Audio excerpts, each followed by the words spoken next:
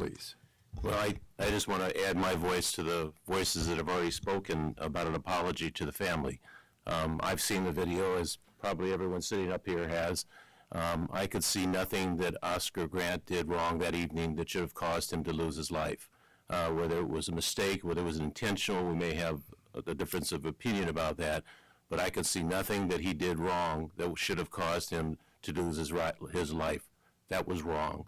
The family has suffered a huge heartbreak, as we've heard this morning, and I think this board does have an obligation to apologize formally, not as individuals, but as a board.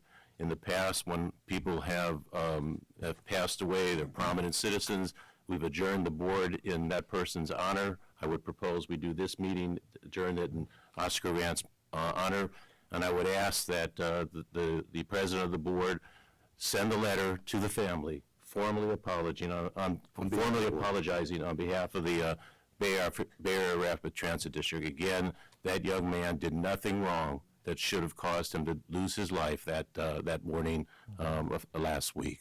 So for that, excuse me, I know, I'm sorry. Thank you, Joel. Tom Radulovich?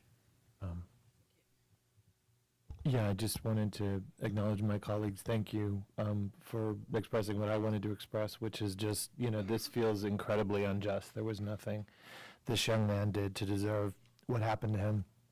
And, all the people that are missing him. I mean, we can't bring him back. I think I feel obligated as a district to do a few things. One is to, as best we can, make things right with Mr. Grant's family and the people who love him and who are missing him. And I don't know what to do. I mean, we can't bring him back, but whatever it is we can do, we need to do.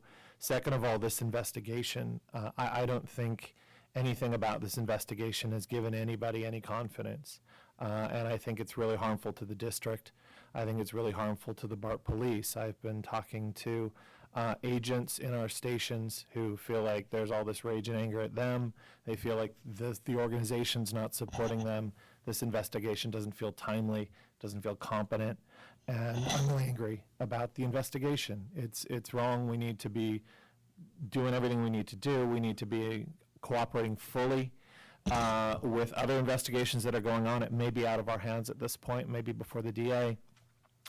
But this investigation, I think, is casting a cloud on this district. I think it's casting a cloud on our police force, and I think it's a shame because there's so many fabulous people who work for this district and our police force, and it's a discredit to them. It's a discredit also to the person who was killed. Lastly, I think we need to do everything in our power to make sure that nothing like this ever happens again.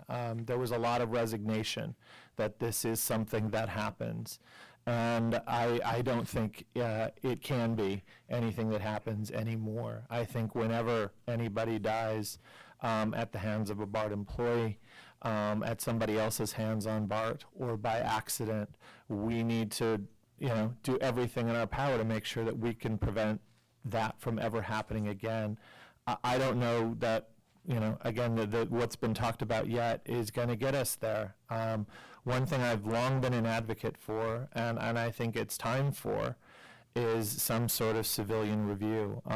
Director Blaylock, I really applaud your initiative to create a subcommittee of this board that's really going to look at police matters. I don't think they've been given ever historically the attention that they've done. We have a large force, and they're there to protect our riders. They're there to protect our other employees who don't always feel supported.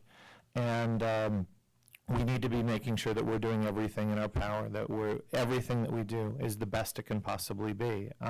That's everything from how incidents are investigated to hiring, that was mentioned by many of the speakers, our policies and procedures, training and retraining, equipment. I mean, if you have some piece of equipment that you could mistake for a gun, then we need to be looking at that. And we need to be making sure that that can never happen, because that's just a setup. It's going to create tragedy, if indeed it did in this instance. Lastly, relations with the community. I've been investigating a lot this idea of civilian review. Most of the other jurisdictions that we overlap with have this. I've long felt that we need a civilian review here at BART. If we're going to have a police force, we need to do what is best practice in the Bay Area and have these civilian review forces. I do not have a specific proposal in this research, and I'm looking at a big report done by the National Institute of Justice.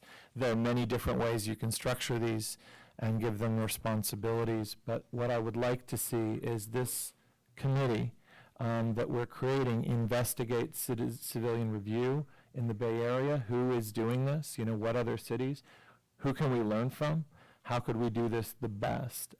Because it's just been too long and there have been too many incidents like this for us not to have this sort of body. So if you're agreeable that would be a task of this committee as soon as they could possibly meet to start looking into this, I'd ask the legal counsel, the BART administration to fully cooperate with this and sort of look out, what are our peer agencies doing, and make sure that we put all the safeguards in place that we can, just to make sure that we look at everything, because this is an incredible, unspeakable tragedy. Life was lost. How do you put a value on that?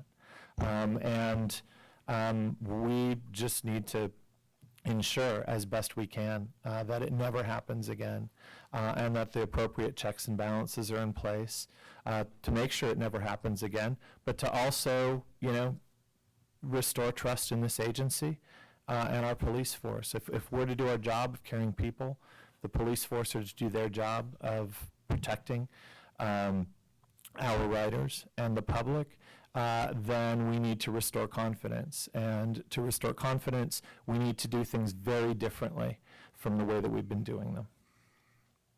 Thank you. Director Ward Allen. President Blaylock, thank you very much for selecting me as chair of that. I think that I would love to do it because this has truly bothered me. And I also want to say to the public that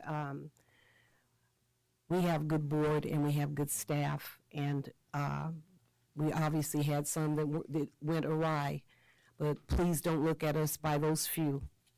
The next thing I want to also say is we had an opportunity, both Lynette Sweet and myself were called in by the ministers to speak to them, and we had an opportunity to do that. And I just want to publicly thank them for wanting to move forward to help and to move this in the positive direction. I also just want you to know that we're going to work very hard to make this better because we care that much. And when we look stone-faced, it's real hard for me to be stone-faced. I'm going to tell you, if I'm feeling hurt, it's going to show on my face. If I'm happy, it's going to show. So I don't have, what do they call it, a poker's face by any stretch of the imagination. So that I just want you to know. We all bleed up here. We are all concerned, and we care.